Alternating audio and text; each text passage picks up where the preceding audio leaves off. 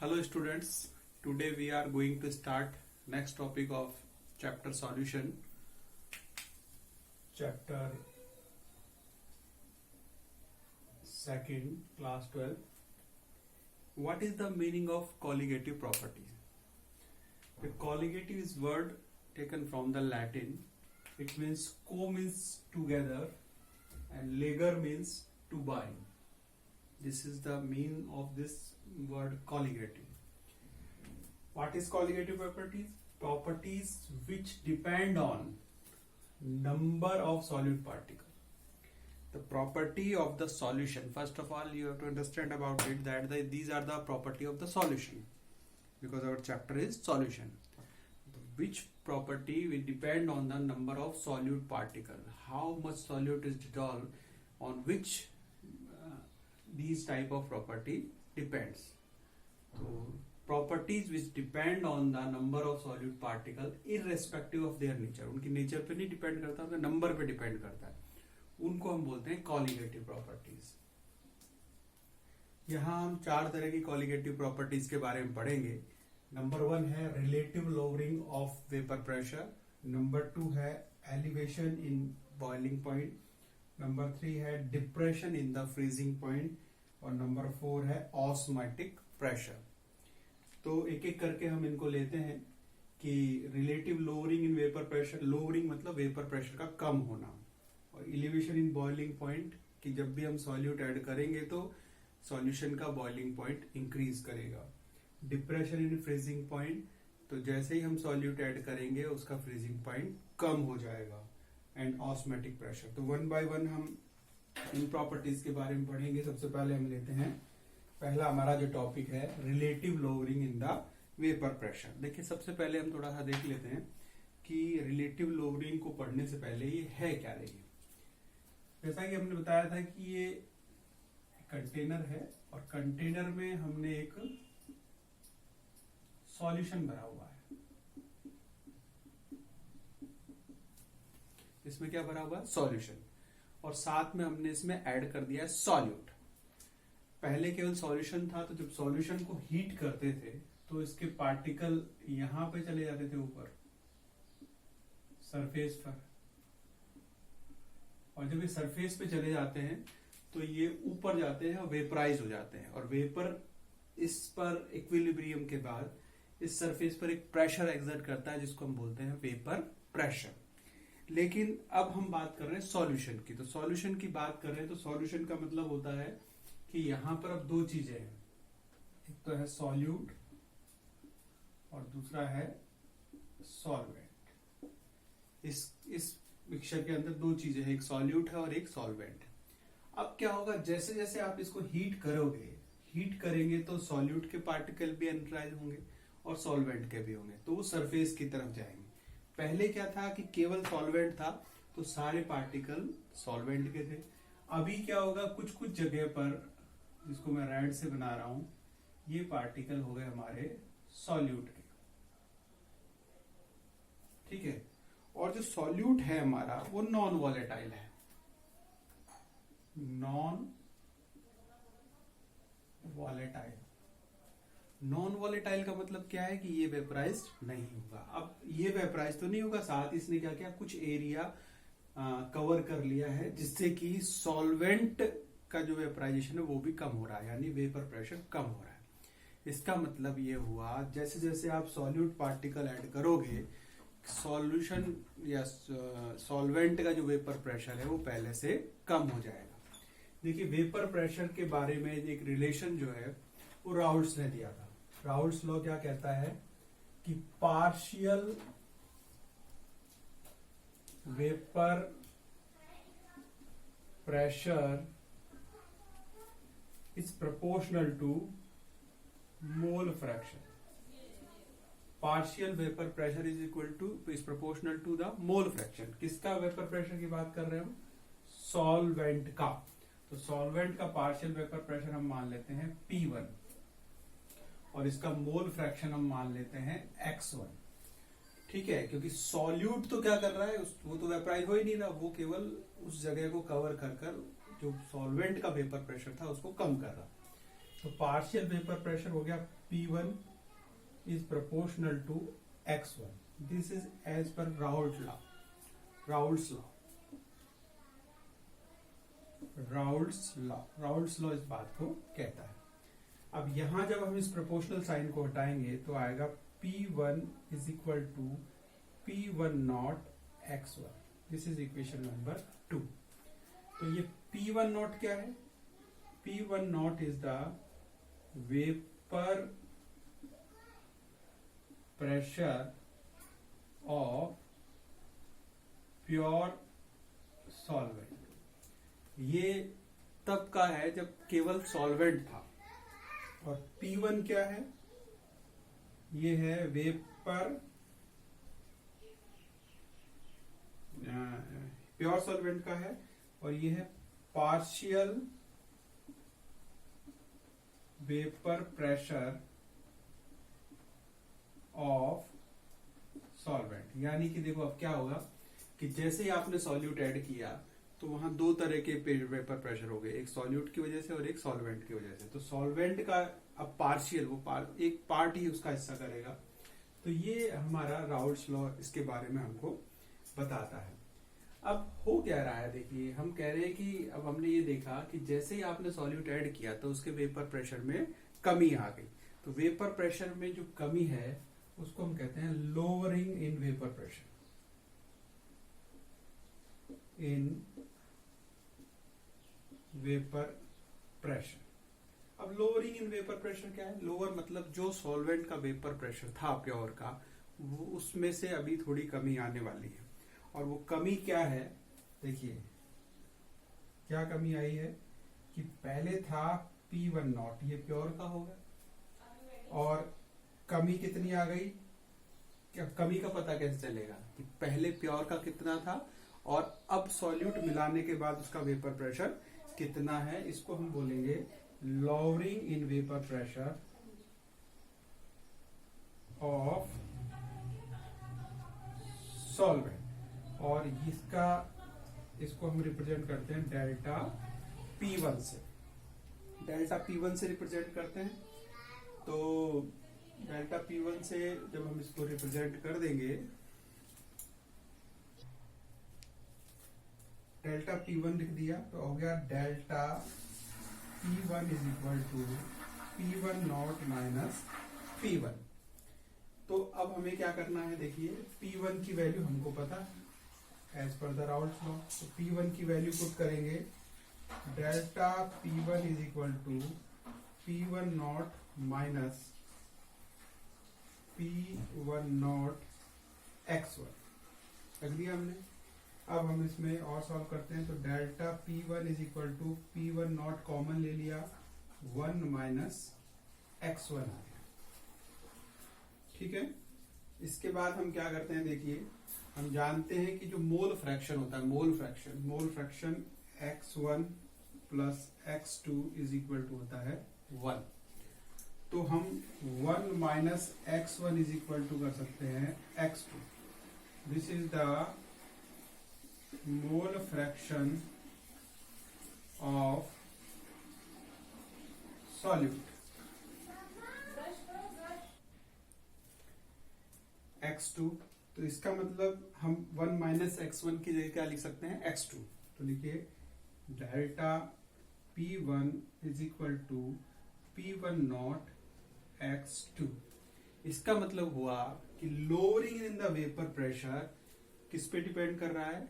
Mole fraction of the solute पे depend कर रहा है। It is the mole fraction of solute and this is the lowering. हम फिर से लिख देते हैं delta P1 is equal to P1 naught x2। तो this is depend on the mole fraction of the solute. और सॉल्यूट क्या है?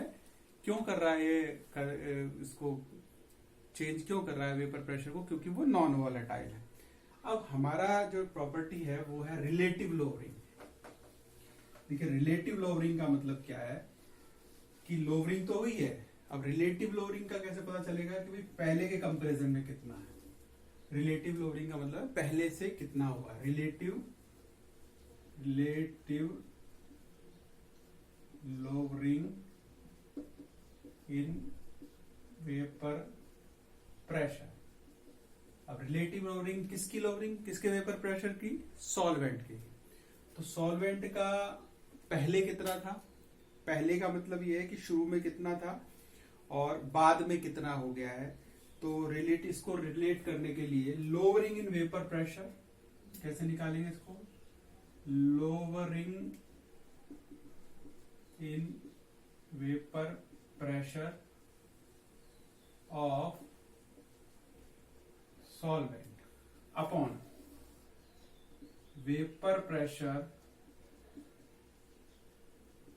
Of pure solvent. तो लोअरिंग क्या आई है, लोअरिंग आई है हमारे पास डेल्टा P1, और डेल्टा P1 तो ये हो गया, और किससे कंपेयर कर रहे हैं हम इसको, प्योर से। तो प्योर का मतलब हो गया P1 नॉट। इसको हम और लिख सकते हैं, डेल्टा P1 का मतलब हमने क्या लिखा था, डेल्टा P1 का मतलब हमने लिखा था P1 naught minus P1 upon P1 not. इस तरह से भी हम इसको लिख सकते हैं। इस तरह से जब हम लिखेंगे तो ये हमें रिलेटिव लोअरिंग मिल जाएगी, मिल जाएगी। तो हम क्या करते हैं, देखिए ये वाली जो इक्वेशन है, delta P1 is equal to P1 naught x2, इस पूरी को P1 नॉट से डिवाइड कर देते हैं, P1 नॉट, और इसको भी हमने डिवाइड कर दिया P1 नॉट। तो ये जो रिफ्लेक्ट कर रहा है वो रिलेटिव लोअरिंग को कर रहा है। तो यहां पर क्या होगा, ये इससे कैंसिल, तो this is equal to x2।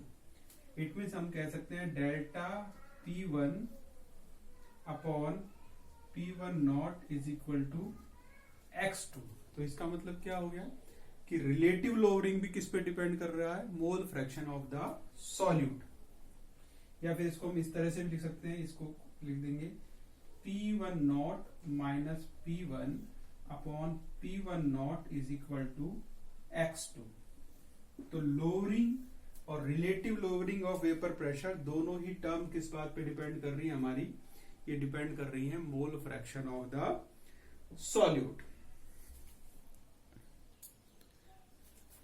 अब देखिए x2 क्या है, मोल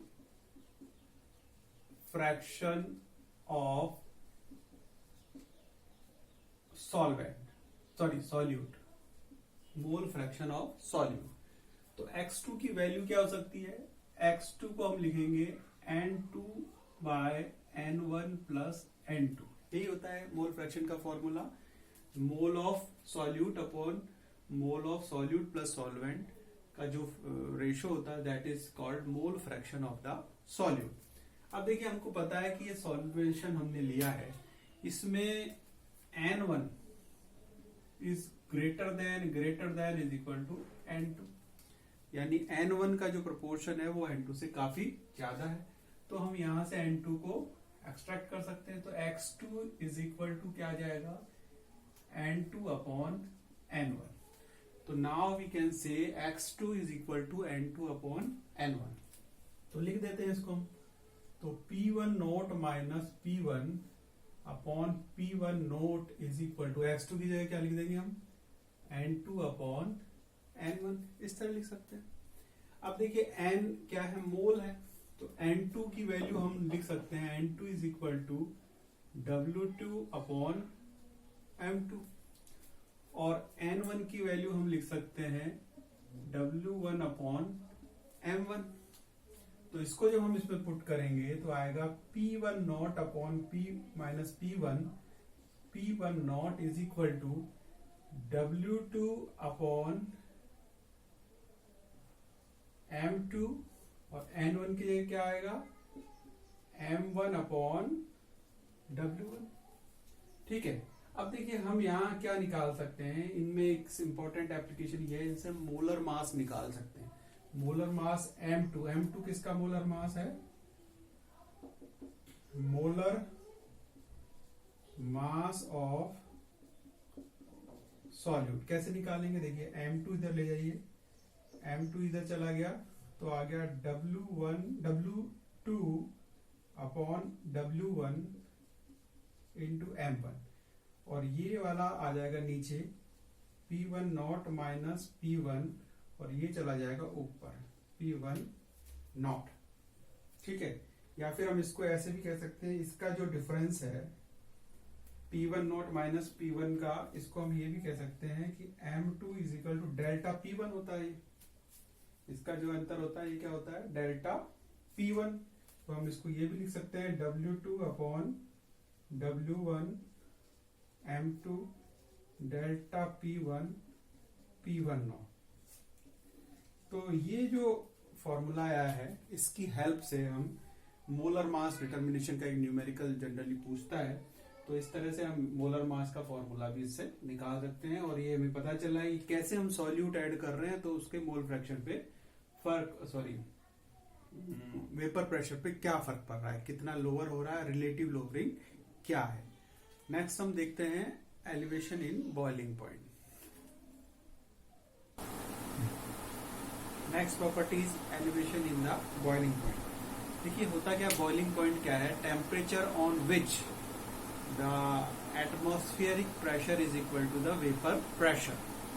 तो यहाँ ये कॉलिगेटिव प्रॉपर्टी क्यों है, देखिए जैसे ही हम सॉल्यूट ऐड करते हैं किसी सॉल्वेंट में तो एक सॉल्यूशन बनता है, लेकिन उसका वेपर प्रेशर कम हो जाता है। अब देखिए वो टेम्परेचर जिस पर vapour pressure atmospheric pressure equal हो जाएगा, तो वेपर प्रेशर तो हो गया कम, तो उस वेपर प्रेशर को एटमॉस्फेरिक प्रेशर तक लाने के लिए हमें उसका बॉइलिंग पॉइंट और टेम्परेचर देना पड़ेगा, जिसकी वजह से उसका बॉइलिंग पॉइंट इंक्रीज करेगा, और इसी इंक्रीज को बोलते हैं elevation in the boiling point. ये ग्राफ देखिए, यहाँ पर एक प्योर सॉल्वेंट में ग्राफ कैसा है, टेम्परेचर और वेपर प्रेशर, ये सॉल्वेंट का ग्राफ है।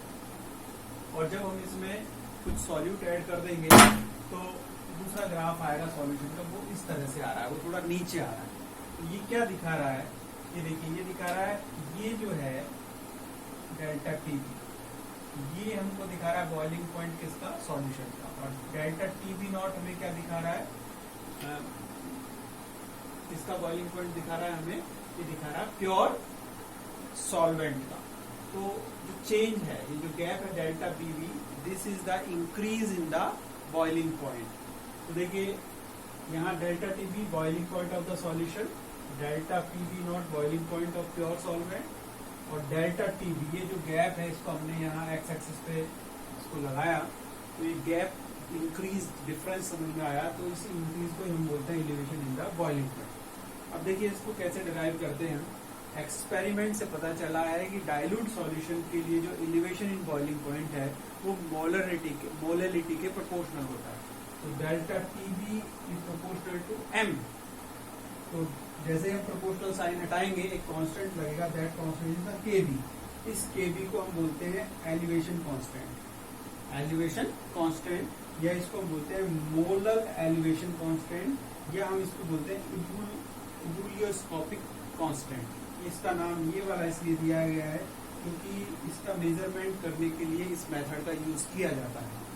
तो हम वैल्यू पुट कर देंगे, देखिए Km, इसकी वैल्यू निकाल रहे हैं हम Kb की यूनिट, तो Kb इज इक्वल टू हो जाएगा डेल्टा Tb अपॉन M। तो Tb ये तो एक टेम्परेचर है, इसकी यूनिट हो गई केल्विन, और ये मोलैलिटी है, मोलैलिटी का मतलब क्या होता है, मोल इन 1 किलोग्राम ऑफ सॉल्वेंट। तो किलोग्राम मोल इनवर्स आ गया, तो इसकी जो यूनिट हो गई केल्विन किलोग्राम मोल इनवर्स, ये पूछा जाता है कहीं। अब देखिए मोलैलिटी क्या है, moles of solute upon mass of solvent in the kilogram. तो इसको हमने फॉर्मूला बना लिया इसका, molality mole of solute N2 और मास ऑफ सॉल्वेंट, और किलोग्राम में कन्वर्ट करने के लिए इसको हमने 1000 से मल्टीप्लाई कर दिया। अब N2 क्या है, मोल ऑफ द सॉल्यूट, तो N2 इज इक्वल टू हो जाएगा W2 अपॉन M2। तो N2 की वैल्यू पुट कर रहे हैं, M is equal to W2, N की जगह हमने लिखा है देखो W2 अपॉन M2, और 1/m था ये आ गया, और इसको मल्टीप्लाई कर देंगे हम 1000। ठीक है, अब हमें क्या करना है, यहाँ पर हमें M की वैल्यू मिल रही है, तो इस M की वैल्यू को हम यहाँ पुट कर देंगे, तो क्या आएगा, डेल्टा टीबी केबी, M की वैल्यू पुट कर दी हमने W2 upon W1 M2 into 1000। अब इससे भी, क्योंकि सारे मेथड जो है ये सारी प्रॉपर्टीज सॉल्यूट का मोलर मास निकालने के काम आती है। तो M2 इधर चला जाएगा, W2/W1 डेल्टा TB नीचे आएगा, KB 1000। अब यहाँ जो ये KB है, इसका जो थर्मोडायनेमिक रिलेशन होता है वो ये होता है RM1 into TB square upon delta H vaporisation into 1000। यहाँ R क्या है, गैस कॉन्स्टेंस, M1 क्या है, molar mass of the solvent, TB हमको पता ही है, delta H heat of vaporisation है। तो इसकी वैल्यू हम पुट कर देंगे यहाँ पर M2 is equal to W2। यहाँ देखो किसकी वैल्यू पुट कर रहे हैं हम, KB की। तो KB की जगह हमने रख दिया RM1 TB square delta H vaporisation into 1000, और पहले से 1000 अपॉन डेल्टा TB था, तो 1000 से 1000 कैंसिल हुआ, तो M2 इज इक्वल टू आ गया W2/W1 RM1 TB square delta H vaporisation into delta TB। 1000 तो कैंसिल हो गया। तो इन दोनों मेथड से, यानी दोनों प्रॉपर्टी, हर प्रॉपर्टी से हम मोलर मास डिटरमाइन कर सकते हैं सॉल्यूट का जो आपने उसमें डिसॉल्व किया है।